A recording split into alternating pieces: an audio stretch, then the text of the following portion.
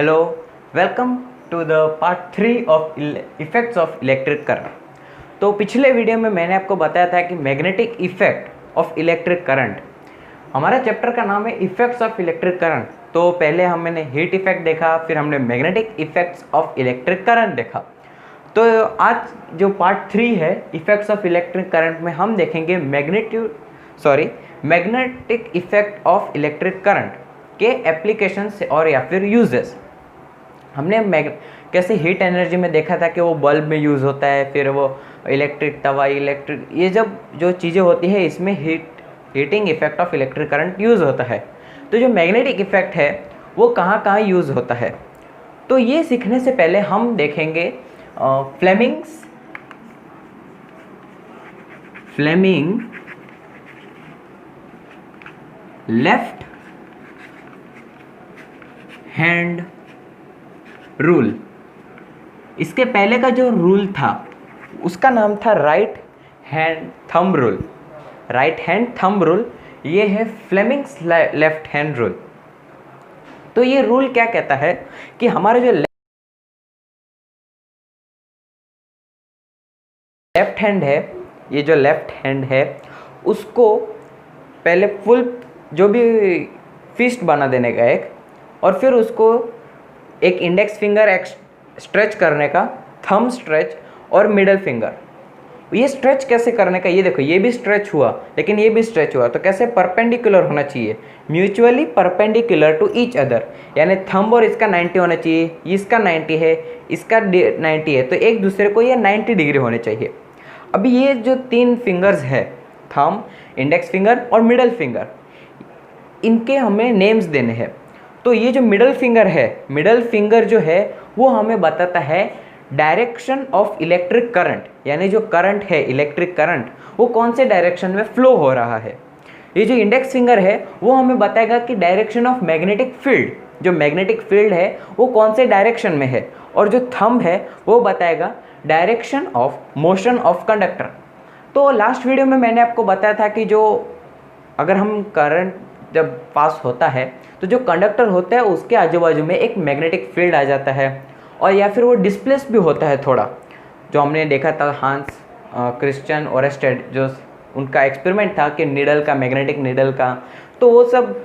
और ऊपर हमने कंडक्टर का देखा था, हॉर्सशू मैग्नेट लगा के स्ट्रेट कंडक्टर में। तो ये जो force acting on a conductor, तो जो कंडक्टर होता है वो डिस्प्लेस होता है, तो ये जो डिस्प्लेस होता है यानी उसका मोशन होता है, और वो कौन से डायरेक्शन में होता है। तो ये जो फ्लेमिंग्स लेफ्ट हैंड रूल है वो हमें हेल्प करेगा कि एक फाइंड आउट करने में कि जो कंडक्टर है वो कौन से मोशन में मूव कर रहा है।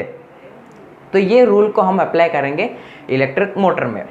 तो अब देखते हैं इलेक्ट्रिक मोटर, ये फर्स्ट, अभी सेकंड,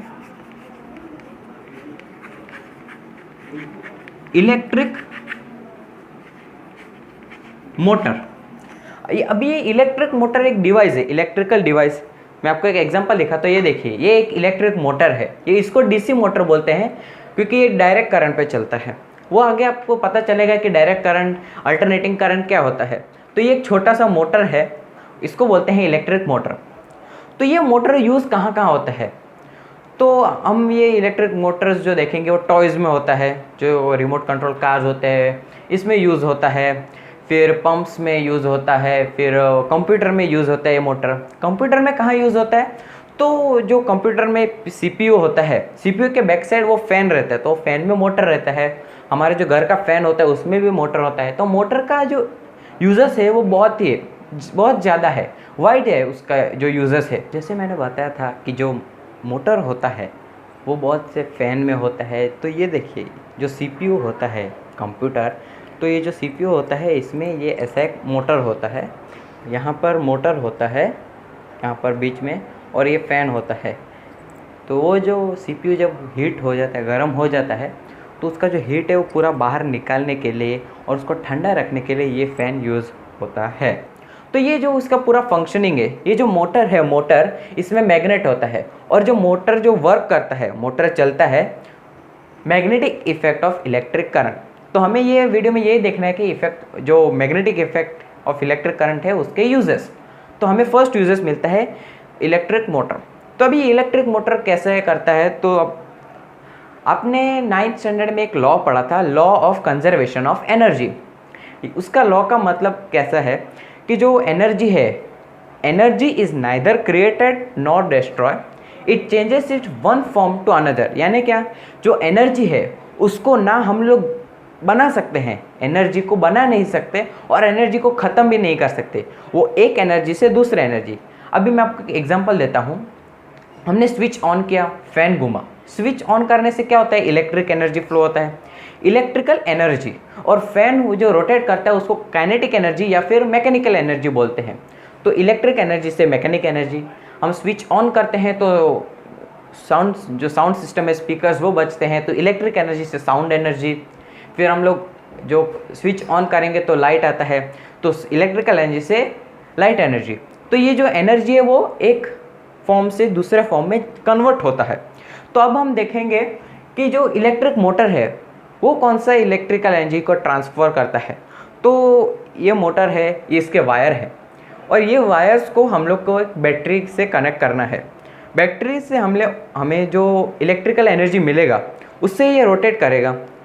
ये एक फ़ैन ही है समझो, हम लोग ने यहाँ पर स्विच ऑन किया और ये फ़ैन घूमा। तो मैंने आपको बताया था कि फ़ैन घूमता है तो इलेक्ट्रिकल एनर्जी से मैकेनिकल एनर्जी या फिर काइनेटिक एनर्जी। तो हम ऐसे लिखेंगे, electric motor is a device,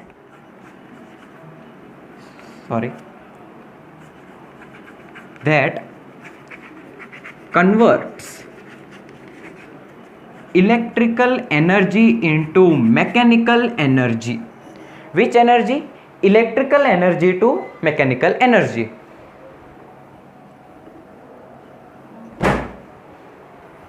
electric motor जो है वो एक डिवाइस है और वो क्या करता है, इलेक्ट्रिकल एनर्जी से मैकेनिकल एनर्जी। अभी हम देखेंगे कि ये जो इलेक्ट्रिक मोटर है वो एक एप्लीकेशन है magnetic effects of electric current. अभी मैंने जो ये फर्स्ट पॉइंट बोला, दैट कन्वर्ट्स मैग्नेटिक इफेक्ट का एप्लीकेशन, ये आपको एक बहुत बड़ा लॉन्ग आंसर रहता है।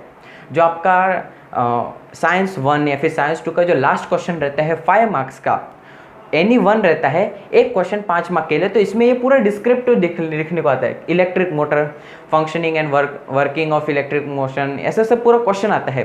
तो ये क्वेश्चन में पूरा 10 पॉइंट जितना बड़ा आंसर रहता है। तो ये फर्स्ट पॉइंट हो जाता है, electric motor is a device that converts electric energy. Second point है, the electric motor is a application of magnetic energy, magnetic effect of electric current. तो ये सब ये पॉइंट्स होते हैं। फिर थर्ड पॉइंट कैसा है कि इसका प्रिंसिपल क्या है वर्किंग का, ये जो इलेक्ट्रिक मोटर है वो वर्क कैसे करता है। तो मैंने आपको बताया था कि इलेक्ट्रिक करंट जब फ्लो होता है तो कंडक्टर के आजू बाजू में अराउंड एक टेम्पररी मैग्नेटिक फील्ड आता है, या फिर और वो जो कंडक्टर रहता है वो मैग्नेट से अगर आता है तो वो डिस्प्लेस होता है, force acting on the conductor. तो ये जो इसका प्रिंसिपल है इलेक्ट्रिक मोटर का फंक्शन, तो इसका क्या है, अ करंट कैरिंग कंडक्टर। जो इलेक्ट्रिक मोटर होता है वो कंडक्टर रहता है और उसके अंदर इलेक्ट्रिक करंट फ्लो हो रहा है। तो जो current carrying conductor is placed between the magnetic field created by strong magnets. तो जो दो मैग्नेट्स होते हैं उसके बीच में उसको प्लेस किया जाता है और वो मैग्नेटिक फील्ड्स के वजह से वो रोटेट होता है। तो ये इसका प्रिंसिपल है, the force act on the current carrying conductor placed in a magnetic field created by strong magnets. तो ये 3 पॉइंट हो गए, तो हमें 3 पॉइंट मिल गए ये इलेक्ट्रिक मोटर के लिए। अब हम देखेंगे कि स्ट्रक्चर ऑफ इलेक्ट्रिक मोटर। अभी मैं आपको बुक में जो दिया है वो तो आपको ड्रॉ करके दिया है, मैं आपको एक एक्चुअल स्ट्रक्चर भी बताऊंगा, तो वीडियो को देखते रहिए।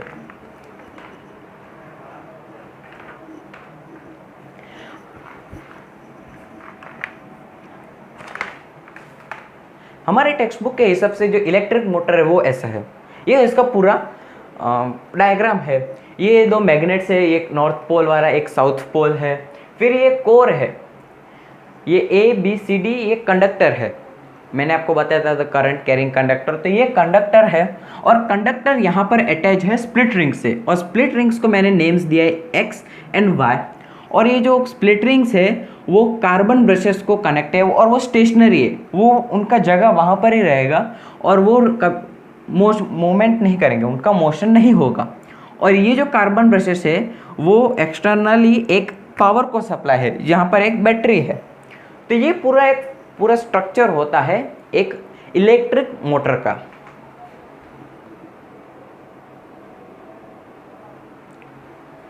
तो ये पूरा एक डायग्राम है इलेक्ट्रिक मोटर का। अभी बहुत से बच्चों को ये समझा भी नहीं रहेगा कि ये कैसा है, तो मैं आपको प्रैक्टिकली बताऊंगा कि ये सब कैसे कैसे होता है।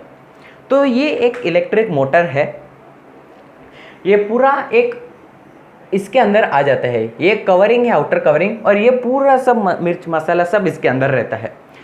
तो मैं आपको अंदर का इसका बताता हूँ। ये पूरा इलेक्ट्रिक मोटर है और ये इसके अंदर का पार्ट है। यहाँ पर जो आप देख रहे हो, इसके अंदर आप देख सकते हो ये कॉपर वायर है। तो यहाँ पर ये आयन रहता है और उसके ऊपर जो कॉपर वायर रहता है वो राउंड अप किया रहता है। तो ये देखो कॉपर वायर है अंदर। तो ये इसका ABCD जो दिखा है, और ये इसका कोर है, कंडक्टर। अभी ये जो पूरा वायर है यहाँ स्प्लिट रिंग से कनेक्ट है। तो ये ऊपर का जो दिख रहा है वो स्प्लिट रिंग्स है, और यहाँ पर जो मैग्नेट्स है ये इसके आजू बाजू में मैग्नेट्स होते हैं। अभी आपको ये दिख रहा नहीं होगा क्योंकि ये देखो मैग्नेट्स रहते हैं इसके अंदर, और इसके अंदर का जो मैग्नेट रहता है ये शेप का रहता है, आपको दिख सकता है। ये नॉर्थ और साउथ रहता है, नॉर्थ और साउथ पोल, ये दो मैग्नेट रहते हैं, एक ऐसे प्लेस किया रहता है और एक थोड़ा इसके नीचे। तो दो मैग्नेट हो जाते हैं और बीच में इसका एक कंडक्टर आ जाता है, और एक कंडक्टर फिर रोटेट करता है। तो आपको समझा रहेगा कि ये पूरा उसका स्ट्रक्चर कैसे रहता है इलेक्ट्रिक मोटर का। और अब आगे हम देखेंगे कि ये फंक्शन कैसे करता है। तो अभी हम लोग ने ये पूरा एक सर्किट जॉइंट हो गया है, यहाँ पर की है यानी स्विच है, स्विच को ऑन करेंगे तो करंट फ्लो होगा। अभी करंट फ्लो कहाँ से होगा? पॉजिटिव टर्मिनल से नेगेटिव टर्मिनल, यहाँ से फ्लो होगा, पूरा सर्किट कंप्लीट करके नेगेटिव टर्मिनल्स पे वापस आएगा। तो हम डायरेक्शन, करंट का जो डायरेक्शन है वो बता देते हैं। ऊपर जाएगा, वापस नीचे आके वापस नेगेटिव टर्मिनल्स पे आ जाएगा।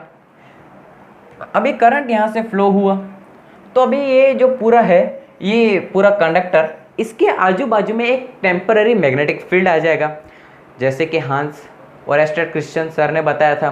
तो ये पूरा है, इसके आजू बाजू में मैग्नेटिक फील्ड आ गया।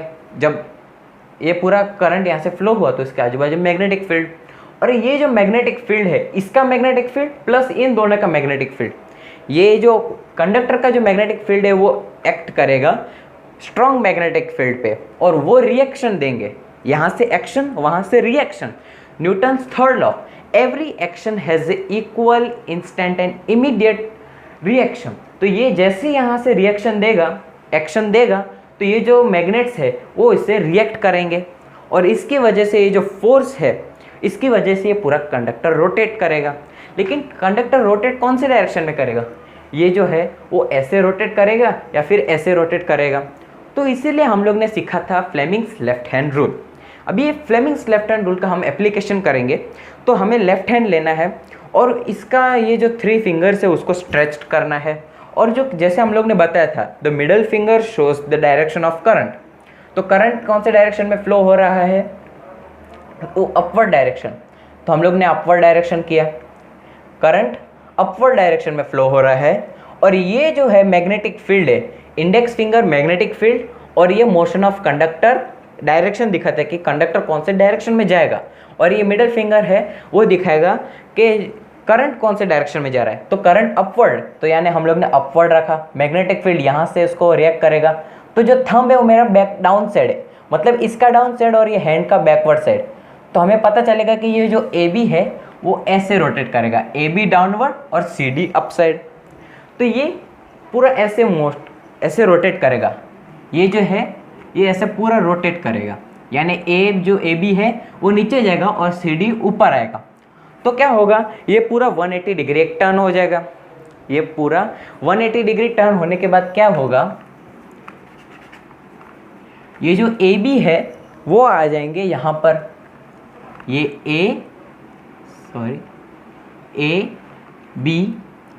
ABCD,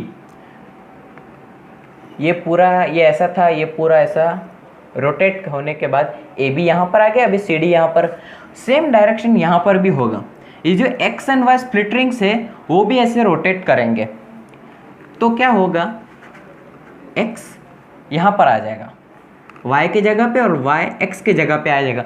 लेकिन ये जो कार्बन प्रेशर से वो स्टेशनरी, मैंने आपको पहले ही बताया था, तो वो डिस्प्लेस नहीं होंगे। तो अभी y पहले f के कनेक्शन में था, अभी e के कनेक्शन में, x e के कनेक्शन में था, तो अभी x f के कनेक्शन में। तो ये एक 180 डिग्री टर्न हो गया, रोटेट किया। लेकिन अभी भी इसके अंदर मैग्नेटिक फील्ड है, तो ये इसके ऊपर एक्शन डालेगा, ये वापस रिएक्शन करेगा। तो अभी क्या होगा, ये वापस रोटेट करेगा, वही है हमारा डायरेक्शन, तो वही है इलेक्ट्रिक करंट का, यहाँ से जाएगा वापस आएगा। तो ये ऊपर, तो हम लोग ने वापस किया, direction of electric current, magnetic field ये डायरेक्शन में है, तो कंडक्टर वापस पीछे जाए, मतलब नीचे जाएगा। तो ये ऐसा है, ये ऐसा है, ये वापस रोटेट करेगा। तो ये रोटेट होने के बाद क्या होगा, इसका वापस डिस्प्लेस होगा। ये डिस्प्लेस होने के बाद वापस ए बी अपनी जगह पे, ए बी सी डी ये अपनी जगह पे, और एक्स एंड वाई अपनी जगह पे। तो ये एक पूरा टर्न हो गया, यानी 360 डिग्री टर्न, पहले 180 फिर 360। तो ये पूरा एक टर्न कंप्लीट हो गया, और ये टर्न तब तक चलता रहेगा, तब तक रोटेट करता रहेगा जब तक ये हम लोग ऑफ नहीं कर सकते। तो फैन भी जब तक चलता रहे, फैन कैसे हम लोग ऑफ नहीं करते तब तक चलता ही रहता है, चलते रहता है, लेकिन ऑफ करने के बाद भी थोड़ा चलता है, तो वो इनर्शिया की वजह से है। इनर्शिया आपने पढ़ा रहेगा 9th स्टैंडर्ड में, न्यूटन्स फर्स्ट लॉ। तो वो जो फैन है वो इनर्शिया की वजह से चलता है ऑफ करने के बाद भी। लेकिन ये इसके वजह से, मतलब ये जो डायग्राम है, as per this diagram current of, magnetic field of, ये चलता रहेगा क्योंकि इनर्शिया है। लेकिन एक्चुअली ये जो चलता है वो मैग्नेटिक फील्ड की वजह से नहीं है, तो वो चलता है, वो बात की बात। अभी के लिए आप ये याद रखो कि जब तक ये की स्विच है ऑफ नहीं करते तब तक ये चलता रहेगा।